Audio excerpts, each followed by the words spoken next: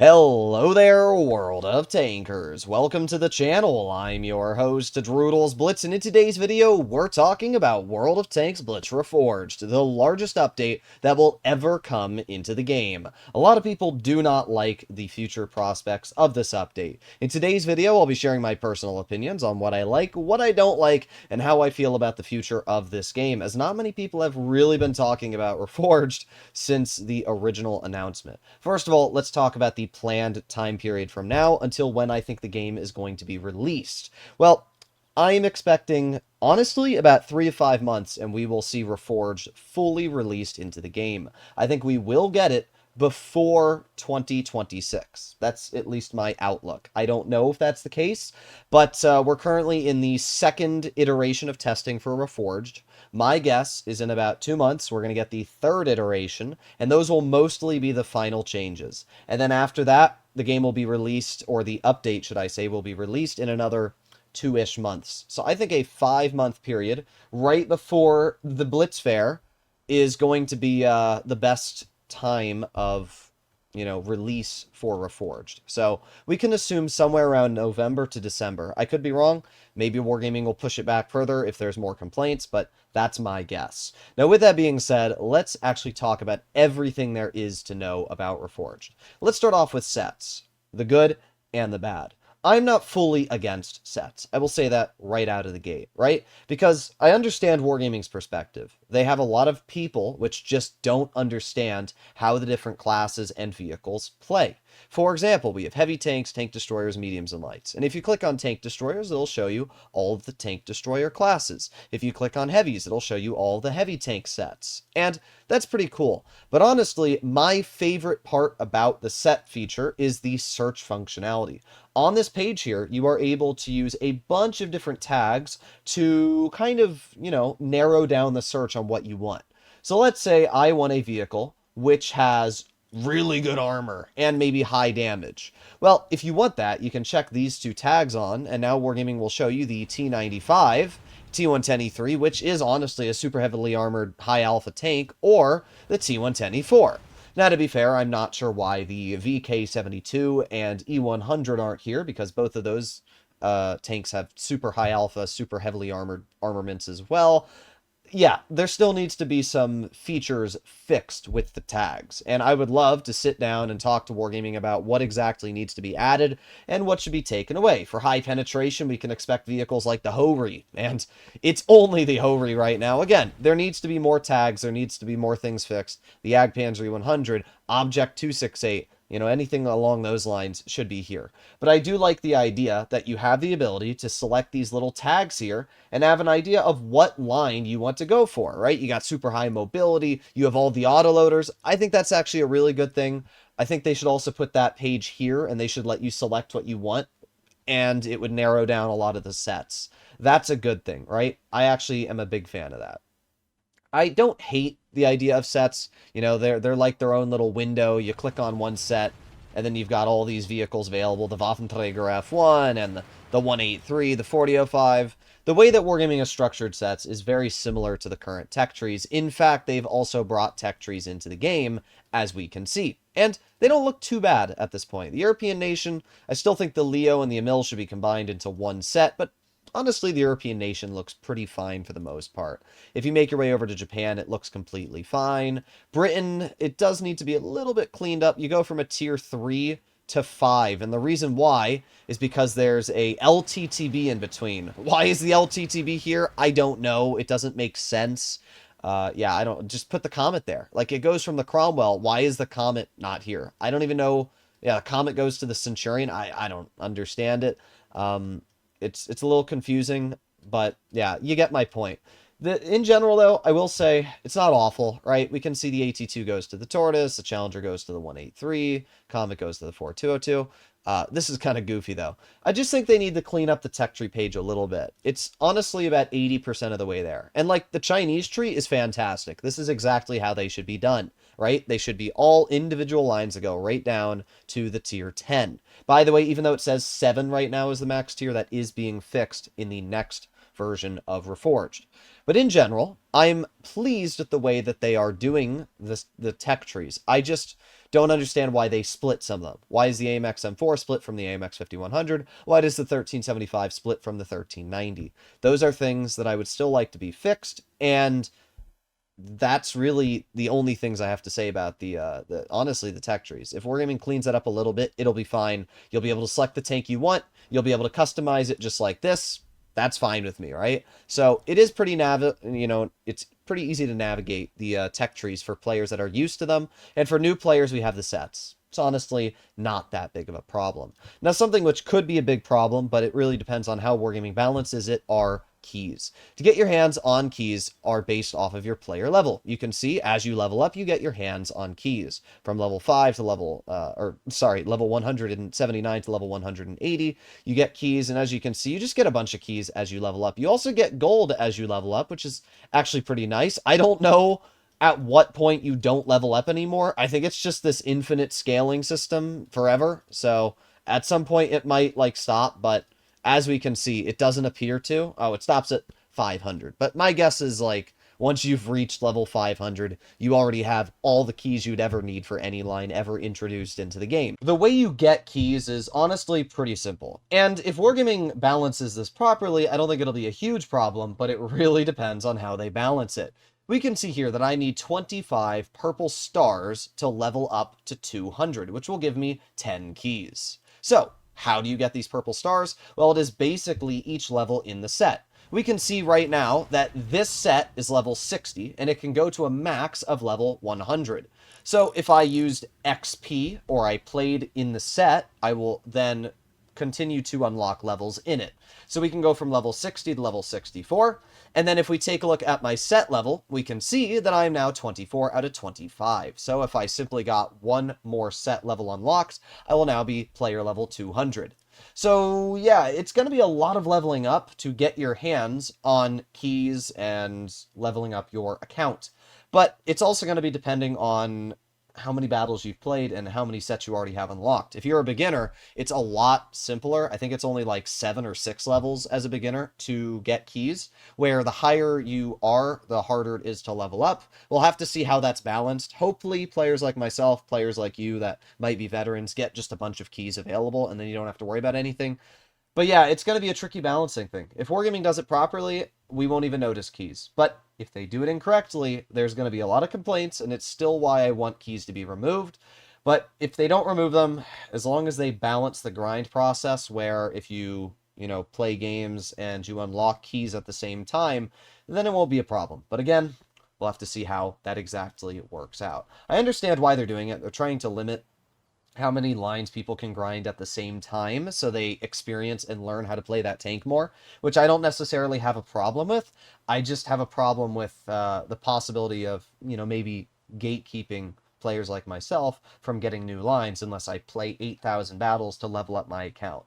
Either way, we'll have to see how that works. Now let's talk about one of the most important things, and that is the actual gameplay, upgrades, and mechanics that are in Reforged that are different from Blitz. Now, what I will say is the gameplay itself is very similar. The actual physics and everything in that regard feels almost the same as Blitz. I mean, yes, there are some different physics properties, but the actual gameplay, the way you shoot, the way you use your armor, and everything like that feels identical. And that's really good, because that is by far the most important thing, right? The gameplay. If the gameplay itself sucks, then you're not going to care about anything else. But the gameplay actually feels pretty fluid and very similar to the current Blitz we have. But there are some differences. First of all, we now have commanders. Some people are with commanders, some people are against it.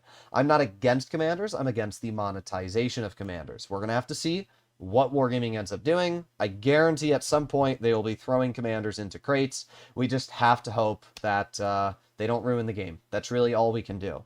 But the way commanders work is very simple. Duncan, for example, gives you 10% damage on every third penetrating shot. Olivia gives you 10% more hit points on your tank. Kai gives you an additional 1.5% armor thickness, which is absolutely useless. It used to be a much bigger buff.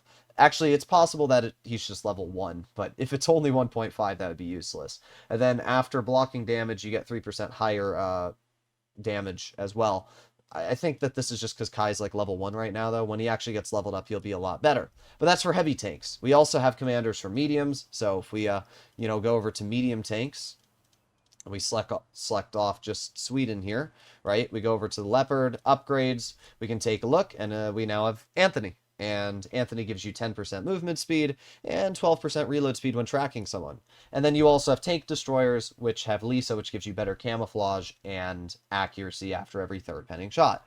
So you have a lot of different options here that you can run on your tanks, and I like the options, right? I love the ability that you can customize a tank in the way that you want it to be played, and somebody else can customize a tank in a way they want it to be played. I think that's really cool, because you're not forced to have one play style. Somebody that wants to go for DPM can run their tank, kit it out for DPM, and somebody that wants to run hit points can run hit points, right? I think a great example of this would be the AMX M4.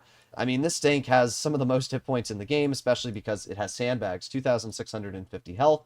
Now we're at 2,756, but we can make that even higher, and we can get mobility. This tank can go 48 kilometers per hour. We can have crazy levels of reverse speed, over 22.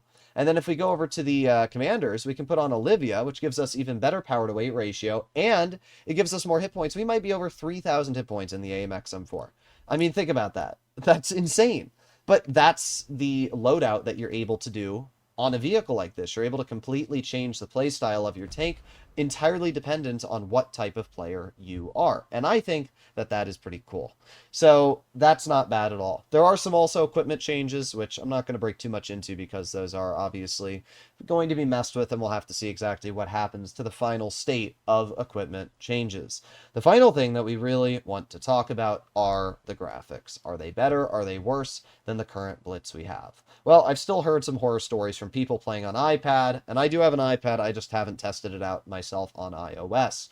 But I have heard horror stories from people playing on iOS, and they've said that it causes their iPad to die in like an hour. So hopefully Wargaming fixes that, maybe just turn down your graphics. We'll have to see exactly what happens on the iPad side of things. But what I can say is for the computer, the game runs a lot better. They've updated Reforged about 3 times now in the second state, and it went from being a little choppy to actually now pretty smooth.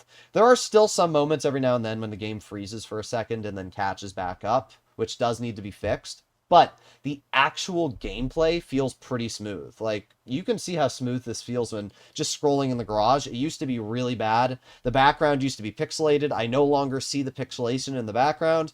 Wargaming has done a very good job cleaning up Reforged and making it look a lot better than it previously did.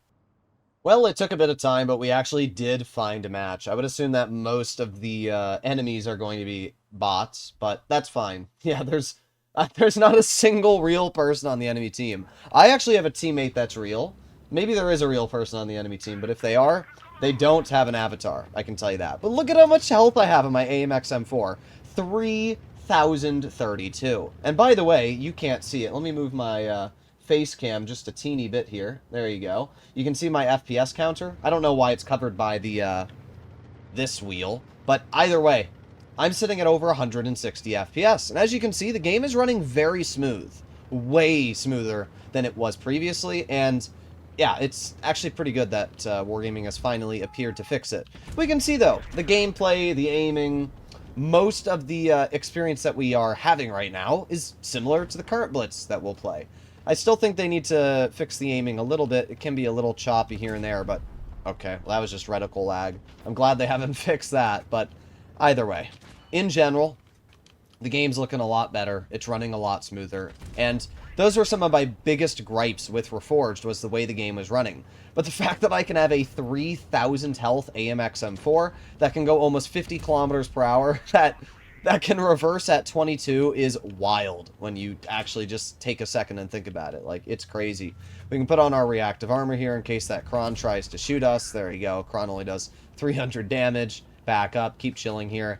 I mean, this is just, it's insane. And as I said, like, you can also run a DPM build. So if you don't want to just have hit points, you can completely swap out this tank and put on extra DPM and take away the penetration. And I think all of that is really cool. And with the fact that Wargaming is going to be adding more commanders into the game in the future, it means that we're simply going to be getting more and more different and unique ways that you're going to be able to customize your tank. Whether it is more camo values, whether it's probably more accuracy on move, and other really cool things. I can't wait. Especially because right now in Blitz we obviously have some special mechanics, right? We have tracer shells, which is a really cool special mechanic. We have the reserve track mechanic. I wonder if at some point Wargaming is going to be doing special abilities on commanders that give you tracer shells, that give you, certain abilities which didn't exist before. Like tungsten, for example, is kind of what Duncan gives you. It's a 10% damage boost, and that's basically how tungsten shells work. So it wouldn't be that far-fetched for Wargaming to put other things in the game that were previously only special mechanics for certain tanks, like adaptive concealment, combat stabilization. So I do think that that would be pretty cool, and it's why I'm quite excited for what could be the future of commanders. As I said, the problem is if Wargaming decides to become greedy, put the commanders in crates and not in free-to-play events, then we're going to start to have some serious problems. Oh, I drove into the wall there. I love the way that snow falls off the wall. It's pretty cool.